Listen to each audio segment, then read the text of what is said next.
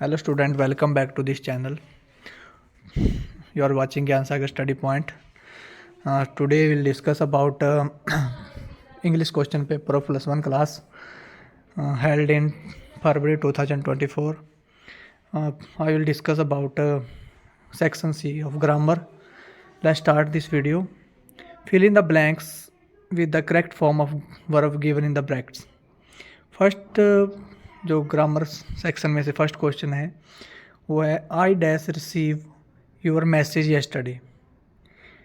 तो इस तरह के जो question fill in the blanks हमने कई बार क्लासों में भी आप लोगों को बताते हैं कि जहाँ पर भी आपको ये यस्टरडे वर्ड दिख जाए तो वहाँ पर वर्ब V2 लगती है, वर्ब की सेकंड फॉर्म लगती है। तो वहाँ पर यहाँ इसको रिसीव्ड कर सकते हो, RECEIVED, रिसीव्ड जो है इसका सही आंसर हो जाएगा। Second is the poem dash contain many emotion. तो इसमें क्या है, ये जो हमारा सेंटेंस है वो हमारा प्रेजेंट का इंडेफिनिट का सेंटेंस बनेगा। तो पोएम को हम सिंगुलर मानते हैं, तो इसलिए प्रेजेंट कंटेन में हम जो पोएम है उसके अंदर कई तरह के इमोशन हैं, तो कंटेन का कंटेन्स आ जाएगा, तो ये ऐसा लग जाएगा इसमें। तो ये वर्ब के साथ हम ऐसा लगा के चलेंगे, कंटेन्स हो जाएगा। The next is we dash survive for 15 hours since the last wave hit. तो ये जो हमारा क्वेश्चन है, तो इसमें देखो यहाँ पर लिखा है सिंस और फॉर वाले सेंटेंस जो हमको बताए गए हैं। Since the last wave hit, कि हम लास्ट वेव के हिट होने से 15 घंटे तक जो सर्वाइव कर रहे थे, तो ये पास्ट परफेक्ट कॉन्टिन्यूस का सेंटेंस बनेगा। तो इसको हम किस तरह से लिख सकते हैं, वी के साथ पास्ट परफेक्ट बनाने के लिए हैड लगेगा, वी हैड, हैड के बाद बीन, सर्वाइव के साथ V1 के साथ ING लग जाएगा, सर्वाइविंग, VI, तो इसको SURVE, इसको दोबारा से कर सकते हैं हम, SURVIV,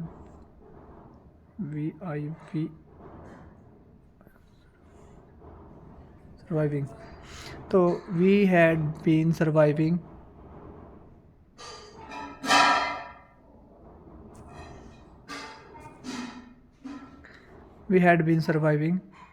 तो ये इस तरह के इसका आंसर हो जाएगा, वी हैड बीन सर्वाइविंग। तो इसमें हमारा ये इसका सही आंसर हो जाएगा। नेक्स्ट क्वेश्चन पे चलते हैं। नेक्स्ट है fill in the blanks using appropriate article. इसमें आर्टिकल भरना है। I do not like dash sugar in the tea. I don't like sugar, sugar जो है हमारा मटेरियल नाउन है, और मटेरियल नाउन में हम किसी भी आर्टिकल का प्रयोग नहीं करते।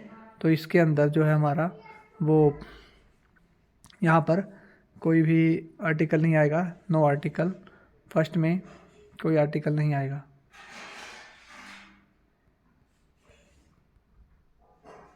नेक्स्ट है Bhavishya is planning to buy dash new car. तो जो भविष्य है वो एक नई कार खरीदने की प्लानिंग कर रहा है। अब वो एक ही कार खरीदने की प्लानिंग कर रहा होगा, तो is planning to buy a new car, तो यहाँ पर हम आर्टिकल ए लेके चलेंगे, तो ए आएगा, क्योंकि न्यू, एन अगर हम न्यू लिखेंगे तो न यू। मैंने आपको बताया कि किस तरह से इनके साउंड निकालते हैं, न एन की साउंड आ रही है तो एन जो है हमारा, तो वो हमारा कॉन्सोनेंट है, कॉन्सोनेंट के साथ हम हमेशा ए लगाते हैं। तो next is Poonam goes to dash temple every morning. अब ये भी जो हमारा Poonam goes to dash temple every morning, Poonam जो मंदिर में हर रोज़ सुबह जाती है। तो जब काम रूटीन वाइज किसी काम को किया जाए तो वहाँ पर हम कोई आर्टिकल नहीं लगाते। अगर वो किसी विशेष दिन या विशेष काम के लिए जा रही है, तो जो विशेष दिन होता है, क्योंकि हाँ एवरी मॉर्निंग लगा के इन्होंने हमें क्लियर कर दिया कि वो डेली जाती है, मतलब पूजा पाठ के लिए जाती होगी, जो जिस काम के लिए जाती है। तो वो जैसे आप स्कूल में भी हैं, स्कूल के लिए हम यूज नहीं कर सकते। तो कई इस तरह के जो मैंने वीडियो बना रखे हैं उसमें आप देख सकते हैं, मेरे आर्टिकल की वीडियो मैंने कम से कम 15 से 20 वीडियो उसमें अपलोड कर रखी हैं, आप जाके देखना ये क्यों यहाँ नहीं भरा। तो टेम्पल के साथ, क्योंकि जो रेगुलर काम होता है उसके लिए हम आर्टिकल नहीं लगाते, तो इसमें आर्टिकल नहीं आएगा। तो नेक्स्ट है हमारा change the voice. Change the voice, he write an essay, he write an ऐसे। तो ये प्रेजेंट इंडेफिनिट का टेंस है, तो इसमें हम सिंपल बना सकते हैं N essay is, present indefinite का है तो इज लग जाएगा, एन ऐसे सिंगुलर है, is written, written an essay is written by him, by him. तो इस तरह से हम इसको बना सकते हैं। नेक्स्ट है हमारा प्लीज़ डू नॉट टॉक। तो इसमें ये कम इम्पेरेटिव सेंटेंस है हमारा, इसमें हम लिखेंगे you are requested, you are requested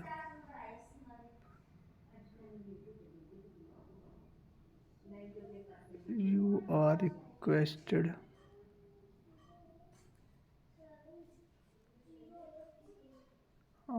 REQUESTED, you are requested not to talk.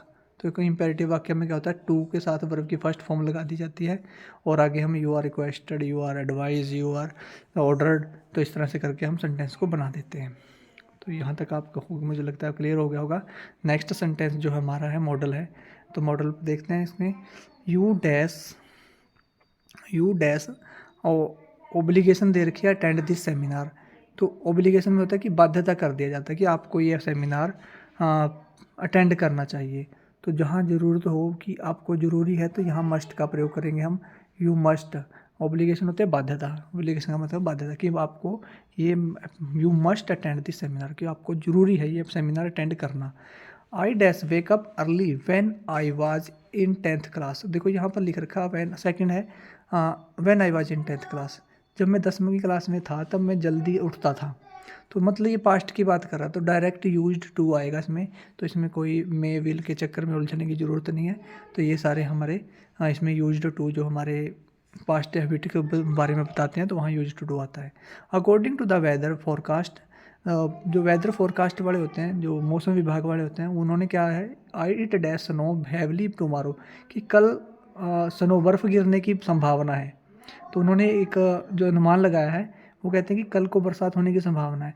तो यहाँ इट मे जो है it may snow heavily tomorrow, कि कल ज़्यादा बर्फ़ गिरने की संभावना है। सिर्फ एक आइडिया देते हैं, वो ज़रूरी है नहीं है कि वो फुलफिल हो जाए, परंतु वो यहाँ पर मे लगा के हम इसको कंप्लीट करेंगे। तो नेक्स्ट सेंटेंस जो है हमारा identify the type of clause underline in the below sentence. Clause बताना है इसमें कौन सा है, tell me what the problem is. What the problem is जो है अंडरलाइन किया गया है, इसमें बताना है प्रॉब्लम क्या है। तो इसमें देखिए टाइम के बारे में तो कोई बात नहीं करेगी, क्लाउज कंडीशन भी नहीं दे रखी कोई किसी तरह की, और रिलेटिव को यहाँ रिलेटिव हो नहीं सकता ये, हाँ ठीक है। तो ये हमारा जो है ना तो ये टाइम में है, ना कंडीशन में है, ना क्लाउज में, तो ये नाउन में आ जाएगा। Noun clause what the problem is, की प्रॉब्लम है क्या। तो नेक्स्ट है the lady who is wearing a red hat is her mother. तो द लेडी वह औरत जिसने रेड रंग की हैट पहना हुआ है। तो कोई यहाँ पर जो है the who is wearing red hat, तो यहाँ रेड हैट की बात है जिस औरत ने पहना हुआ है। तो यहाँ पर हम सेंटेंस में यहाँ से कर लेते हैं, तो the lady who is wearing red hat. तो देखिए इसमें नाउन क्लाउज तो है नहीं, क्योंकि लेडीज़ के बारे में बात नहीं हो रही, लेडी के बारे में बात हो रही है जिसने रेड रंग का हैट पहना हुआ है। कंडीशन कोई है नहीं या रीजन किसी बात का पूछा नहीं गया है।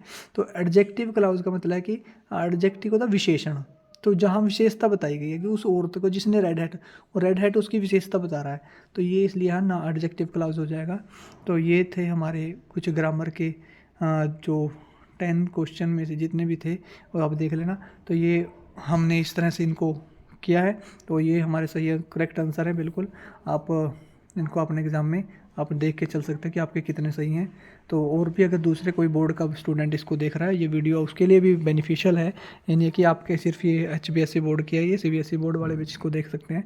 तो ये इस तरह के ही क्वेश्चन पेपर में पूछे जाते हैं, तो आप इस वीडियो से काफ़ी आपको लाभ मिलेगा। तो मिलते हैं नेक्स्ट वीडियो में। धन्यवाद। जय हिंद, जय भारत।